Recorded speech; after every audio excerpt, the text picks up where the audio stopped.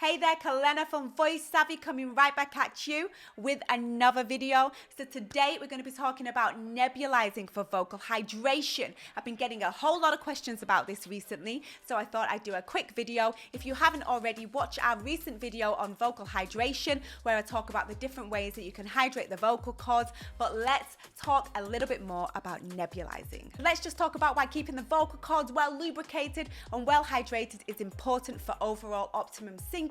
When we vocalize, our vocal cords, they vibrate from a range of 100 times per second to 1,000 times per second, depending on where we're at in our pitch, which is a whole load of vibrating. We generally put a lot of demands on our voices when we're singing, and our vocal cords, which are delicate, can easily become stressed, swollen, and irritated. When we keep the vocal cords well hydrated and well lubricated, it keeps them healthy, it reduces vocal injury, and it better prepares the voice for the demanding task of singing. So you may have heard of steaming the vocal cords, but based on recent studies, they found that the nebulizer is so much more beneficial. So when we use a nebulizer, we use saline solution instead of water, and the vocal cord cells are made up of 0.9% of saline. So it makes sense then to use 0.9% of saline to hydrate the vocal cords. So it is a much better option. Hydrating with the nebulizer is so much better as well because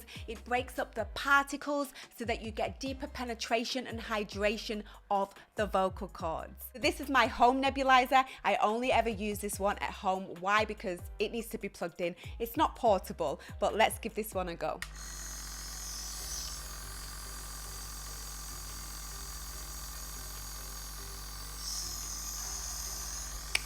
So this one is my baby. This one is my portable nebulizer, and it's been on the road on tour with me many times.